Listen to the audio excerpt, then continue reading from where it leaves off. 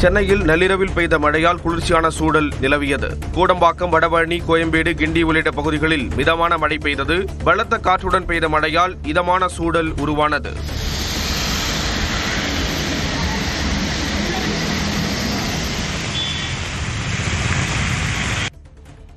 கரூரில் விஜய் பரப்புரை கூட்டத்தில் ஏற்பட்ட கூட்ட நெரிசலில் சிக்கி காயமடைந்த 101 நபர்களில் 51 பேர் குணமடைந்து வீட்டுக்கு அனுப்பி வைக்கப்பட்டுள்ளனர்.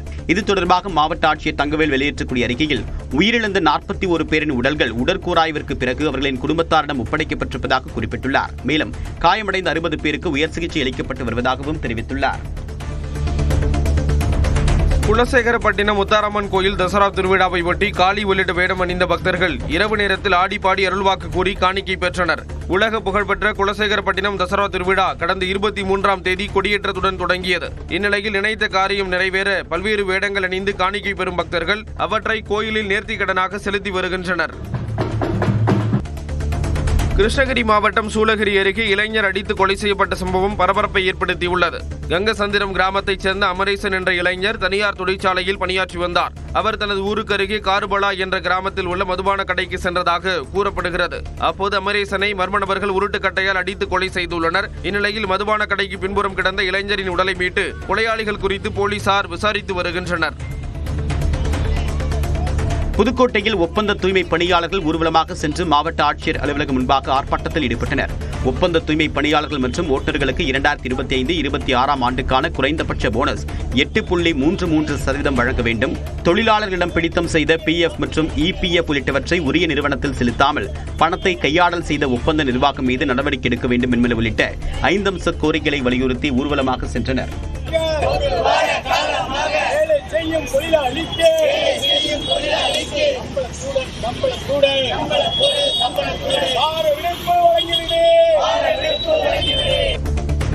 திருச்சி மாவட்டம் தொட்டியம் அருகே கசடு கழிவுநீர் வாய்க்கால் கட்டுமான பணிக்கு பள்ளம் தோண்டிய போது 10 பஞ்சலோக சிலைகள் கண்டெடுக்கப்பட்டுள்ளன. நத்தமேடு பழைய அக்ரஹாரம் பகுதியில் கசடு நீர் கழிவு வாய்க்கால் கட்டுவதற்காக பள்ளம் தோண்டப்பட்டது. அப்போது நடராஜர், பெருமாள், விஷ்ணு, ஆஞ்சநேயர், விநாயகர் என 10 பஞ்சலோக சிலைகள் கிடைக்கப்பெற்றன. இவை சார் ஆட்சியர் அலுவலகத்தில் ஒப்படைக்கப்பட்டு முசிறி கருவூலத்தில் பாதுகாப்பாக வைக்கப்பட உள்ளது.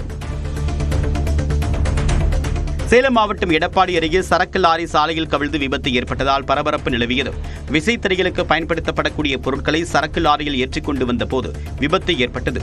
வேகத்தடை இருப்பதை கவனிக்காமல் ஓட்டுநர் திடீரென்று பிரேக் போட்டதால் லாரி நிலை தடுமாறி நடு ரோட்டிலேயே கவிழ்ந்து விபத்திற்குள்ளானதாக கூறப்படுகிறது. விருதுநகர் அருகே சுகாதார சீர்கேட்டை தடுக்க வலியுறுத்தி நடுரோட்டில் குப்பைகளை கொட்டி பொதுமக்கள் நூதன போராட்டத்தில் ஈடுபட்டதால் பரபரப்பு ஏற்பட்டது. ரோசல்பட்டி முதல்நிலை ஊராட்சிக்குட்பட்ட RVR நகரில் முறையாக குப்பைகள் அகற்றப்படவில்லை என்று கூறப்படுகிறது.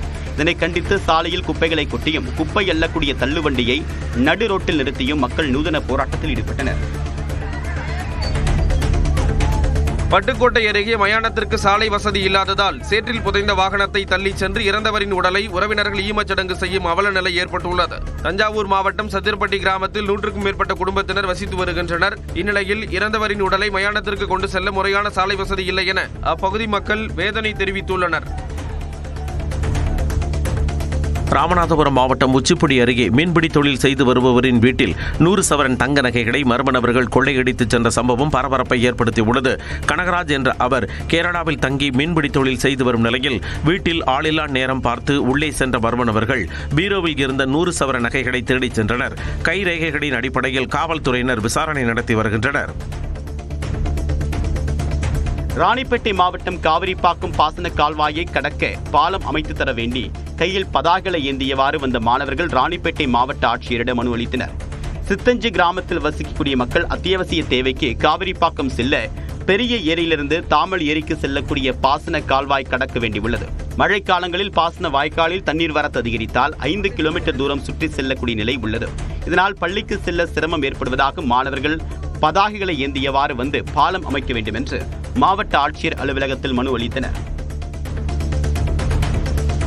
தஞ்சாவூர் மாவட்டம் பாபநாசம் அருகே இடுகாட்டு பாதையை அடைத்ததை கண்டித்து தேசிய நெடுஞ்சாலையில் சடலத்தை வைத்து பொதுமக்கள் போராட்டத்தில் ஈடுபட்டனர். நெடுஞ்சாலை அருகே உள்ள இடுகாட்டை அகரமாங்குடி மக்கள் பயன்படுத்தி வரும் நிலையில் இடுகாட்டுக்கு செல்லும் பாதையை நெடுஞ்சாலைத்துறை அதிகாரிகள் அடைத்ததாக தெரிகிறது. இதனால் அதிருப்தியடைந்த மக்கள் சாலையில் சடலத்தை வைத்து போராட்டத்தில் ஈடுபட்டனர். சம்பவம் தொடர்பாக போலீசார் நடவடிக்கை எடுப்பதாக உறுதியளித்த நிலையில் மாற்றுப்பாதையில் சடலம் எடுத்துச் செல்லப்பட்டது. ஆந்திர பிரதேசத்தில் மாநில உள்துறை அமைச்சர் வாங்கலபுடி அனிதாவின் பாதுகாப்பு வாகனங்களை மீனவர்கள் தடுத்ததால் பதற்றம் ஏற்பட்டது. அனகாபள்ளி மாவட்டத்தின் ராஜ்யப்பேட்டையில் அமையவுள்ள மருந்து பூங்காவிற்கு எதிராக 10 நாட்களாக போராட்டம் நடத்தி வரும் மீனவர்களை சந்திக்க சென்றபோது அவரது வாகனம் மறிக்கப்பட்டது. சாலையின் குறுக்கே மரங்களை வெட்டி போட்டதால் வழி தடுக்கப்பட்டு சிறிது நேரம் பதற்றம் நிலவியது. மருந்து பூங்கா மீனவர்களின் உயிருக்கு பாதிப்பை ஏற்படுத்தும் என்றும் முழு பகுதியையும் மாசுபடுத்தும் என்றும் மீனவர்கள் எதிர்ப்பு தெரிவித்து வருகின்றனர். கரூர் கூட்ட நெரிசலில் காயமடைந்தவர்களை தமிழ் மாநில பகுஜன் சமாஜ் கட்சியின் பொதுச் செயலாளர் பொற்கொடி ஆம்ஸ்ட்ராங் மருத்துவமனைக்கு நேரில் சென்று சந்தித்தார். சிகிச்சை பெற்று வரும் காயமடைந்தவர்களின் உடல்நிலை குறித்து மருத்துவரிடம் கேட்டறிந்த அவர் தேவையான சிகிச்சைகளை தாமதமின்றி வழங்க வலியுறுத்தினார். கட்சியின் சார்பில் அனைத்து விதமான உதவிகளும் வழங்கப்படும் என காயமடைந்தவர்களிடம் அவர் தெரிவித்தார். கட்சியின் மாநில தலைவர் மைக்கேல் தாஸ் உள்ளிட்ட நிர்வாகிகளும் இந்நிகழ்வில் பங்கேற்றனர். விருதுநகர் மாவட்டம் திருச்சுழி அருகே உள்ள 1500 ஆண்டுகள் பழமையான சிவாலயத்தில் புனரமைப்பு பணியின் போது பழங்கால தங்க தகடுகள் கண்டெடுக்கப்பட்டுள்ளன. கல்விமடை கிராமத்தில் உள்ள ஸ்ரீ திருநாகேஸ்வர முடையார் சமேத திருநாகேஸ்வரி திருக்கோயிலில் தமிழ்நாடு அரசு சார்பில் புனரமைப்பு பணிகள் நடைபெற்று வருகின்றன. இந்த பணியின் போது சிவன் சிலையை நகர்த்துவதற்காக 10 அடி பள்ளம் தோண்டிய போது 16.600 கிராம் எடையுள்ள தங்க தகடுகள் கிடைத்துள்ளன. திருப்பணிகள் முடிந்து சிவன் சிலை பிரதிஷ்டை செய்யும் போது அந்த தகடுகள் மீண்டும் அதே இடத்தில் வைக்கப்படும் என்று கூறப்படுகிறது. சேலம் மாவட்டம் மகுடஞ்சாவடி அருகே இரும்பு தொழிற்சாலையில் மூலப்பொருட்கள் ஏற்றி வந்த லாரியை மறித்து பொதுமக்கள் போராட்டத்தில் ஈடுபட்டனர். கிழக்கு பாளையத்தில் புதிதாக அமையும் இரும்பு தொழிற்சாலைக்கு எதிர்ப்பு தெரிவித்து கடந்த 1 வருடத்திற்கு மேலாக பொதுமக்கள் போராட்டத்தில் ஈடுபட்டு வருகின்றனர். இந்நிலையில் இரும்பு தொழிற்சாலை அமைப்பதற்கு தேவையான மூலப்பொருட்களை ஏற்றி வந்த லாரியை வழிமறித்து மக்கள் போராட்டத்தில் ஈடுபட்டனர். அதன்பின் போலீசார் பேச்சுவார்த்தை நடத்தி லாரியை திருப்பி அனுப்பினர்.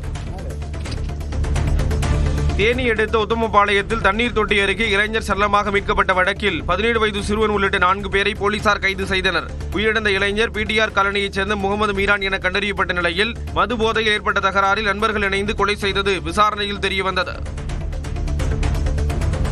ஆயுத பூஜையை முன்னிட்டு திண்டுக்கல்லில் பொறி தயாரிப்பு பணி மும்முரமடைந்துள்ளது. மற்ற ஊர்களில் இல்லாத வகையில் திண்டுக்கல் சுற்றுவட்டாரத்தில் தயாரிக்கப்படும் பொறிகளில் உப்புநீர் கலக்கப்படுவதால் அவை கூடுதல் சுவையூட்டியாக அமைவதாக கூறப்படுகிறது. இந்நிலையில் திண்டுக்கல், பழனி, ஒட்டஞ்சத்திரம் உள்ளிட்ட பகுதிகளில் நடப்பாண்டு 50 டன் பொறி தயாரிக்கும் பணி மும்முரமடைந்துள்ளது. சேலம் அருகே தகாத உறவுக்கு தடையாக இருந்த கணவனை ஆண் நண்பர் உதவியுடன் கொலை செய்த பெண் உட்பட 3 பேரை போலீசார் கைது செய்தனர். புத்தூர் மோட்டுக்காடு கிராமத்தைச் சேர்ந்த மாராயி, மருதையங்காடு கிராமத்தைச் சேர்ந்த சந்தோஷ் என்பவருடன் தகாத உறவில் இருந்ததாக கூறப்படுகிறது. இதை கணவர் சிவகுமார் கண்டித்த நிலையில் சந்தோஷ் மற்றும் அவரது நண்பர்கள் உதவியுடன் மாராயி தனது கணவரை திட்டமிட்டு கொலை செய்துள்ளார். சம்பவம் தொடர்பாக மாராயி, சந்தோஷ் உள்ளிட்ட 3 பேரை கைது செய்த போலீசார் தலைமறைவாக உள்ள ஒருவரை தேடி வருகின்றனர். பூம்புகார் அருகே சாயாவரம் கோவிலில் தொல்லியல் துறையினர் கல்வெட்டு குறித்து ஆய்வு மேற்கொண்டனர். தொல்லியல் துறை இணை இயக்குநர் சிவானந்தம் தலைமையில் கல்வெட்டுகளில் படிமம் எடுத்து ஆய்வு செய்யப்பட்டன. உரிய நிதி ஒதுக்கீடு செய்து தொல்லியல் துறை மூலம் பராமரிப்பு பணிகளை மேற்கொள்ள வேண்டும் என அப்பகுதி மக்கள் தெரிவித்தனர். சாலைகளில் திருஷ்டி பொருட்களை உடைப்பதை தவிர்க்க வலியுறுத்தி ராமநாதபுரம் மாவட்டம் திருவாடானை பேருந்து நிலையத்தில் சமூக ஆர்வலர் ஒருவர் வலம் வந்தார். சரவணன் என்ற அந்த நபர் ஒரு கையில் பூசணிக்காய், மற்றொரு கையில் தேங்காய், கழுத்தில் பதாகைகள் உடன் வலம் வந்தார். சாலையில் வெடி வெடிப்பதால் விபத்து ஏற்படக்கூடிய அபாயம் உள்ளதாகவும் அவர் தெரிவித்தார்.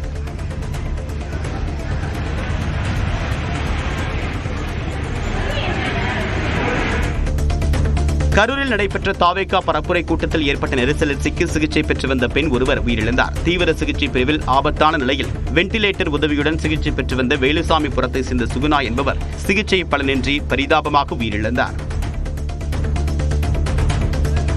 திருவள்ளூர் ஆட்சியர் அலுவலகத்தில் மூதாட்டி ஒருவர் தீக்குளிக்க முயன்றதால் பரபரப்பு ஏற்பட்டது. திருவள்ளூர் இந்திரா நகரை சேர்ந்த மீனா என்ற 60 வயது மூதாட்டி தன்னுடைய வீட்டை தனது இளைய சகோதரர் அபகரித்துக் கொண்டதாக திருவள்ளூர் நகர காவல் நிலையத்தில் புகார் அளித்துள்ளார். புகார் குறித்து காவல் ஆய்வாளர் அந்தோனி ஸ்டாலின் நடவடிக்கை எடுக்காமல் அலட்சியம் காட்டியதாக கூறி மூதாட்டி திருவள்ளூர் ஆட்சியரகத்தில் பெட்ரோல் ஊற்றிக்கொண்டு உயிரை மாய்த்துக் கொள்ள முயன்றார். அப்போது அங்கு பணியில் இருந்த பெண் காவலர்கள் மூதாட்டியை தடுத்து நிறுத்தி பெட்ரோல் கேனை பறிமுதல் செய்தனர். அவரை திருவள்ளூர் நகர காவல் நிலையத்திற்கு அழைத்து வந்து விசாரணை நடத்தினர். தேனி மாவட்டம் ஆண்டிப்பட்டி அருகே மலைச்சாலை ஓரங்களில் குவிந்த பிளாஸ்டிக் கழிவுகளை நாட்டு நலப்பணித் திட்ட மாணவர்கள் அகற்றினர். வன விலங்குகளுக்கு தீங்கு விளைவிக்கும் வகையில் குவிந்து கிடந்த 300 கிலோவிற்கும் அதிகமான குப்பைகள், கண்ணாடி பாட்டில்கள் அகற்றப்பட்டன. பிளாஸ்டிக்கை ஒழிப்பதற்கான விழிப்புணர்வை பொதுமக்களிடம் ஏற்படுத்தும் வகையில் மஞ்சள் பைகளையும் பேருந்து பயணிகளிடம் வழங்கினர். கொடைக்கானல் பிரையன் பூங்காவில் முறையான தடுப்புச் சுவர்கள் இல்லாததால் காட்டெருமை கூட்டம் பூங்காவிற்குள் அடிக்கடி நுழைவதாக புகார் எழுந்துள்ளது. சுற்றுலா பயணிகள் மாலை வேளையில் பூங்காவில் இளைப்பாறிச் செல்வது வழக்கமாக உள்ள நிலையில் அவர்களை காட்டெருமை கூட்டம் அச்சுறுத்துவது தொடர்கதையாக உள்ளது. எனவே பெரும் அசம்பாவிதம் ஏற்படுவதற்கு முன்பாக தடுப்புச் சுவர்களை சீரமைக்க வேண்டும் என்ற கோரிக்கை எழுந்துள்ளது. கன்னியாகுமரி மாவட்டம் நாகர்கோவிலில் உள்ள மாவட்ட சிறையில் கைதிகளிடையே ஏற்பட்ட மோதல் தொடர்பாக 13 கைதிகள் மீது வழக்கு பதிவு செய்யப்பட்டுள்ளது. ஞாயிற்றுக்கிழமை இரவு பேச்சியப்பன் என்ற கைதியை சிலர் தாக்கியதாக கூறப்படுகிறது. இது தொடர்பாக பேச்சியப்பன் மற்றும் முத்துராஜ் ஆகிய இரு தரப்பினருடன் சிறைத்துறை அதிகாரிகள் பேச்சுவார்த்தை நடத்திய போதிலும் மீண்டும் மோதலில் ஈடுபட்டதாக தெரிகிறது. இந்த மோதல் தொடர்பாக 13 கைதிகள் மீது வழக்கு பதிவு செய்து விசாரிக்கப்படுகிறது.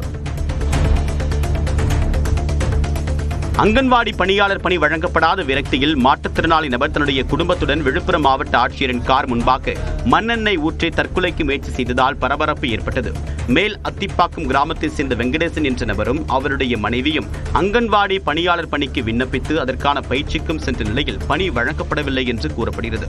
இதனால் மாவட்ட ஆட்சியர் அலுவலக வாயிலில் நிறுத்தப்பட்டிருந்த மாவட்ட ஆட்சியரின் கார் முன்பாக தற்கொலைக்கு முயற்சித்த நிலையில் காவல்துறையினர் அவர்களை தடுத்து நிறுத்தினர்.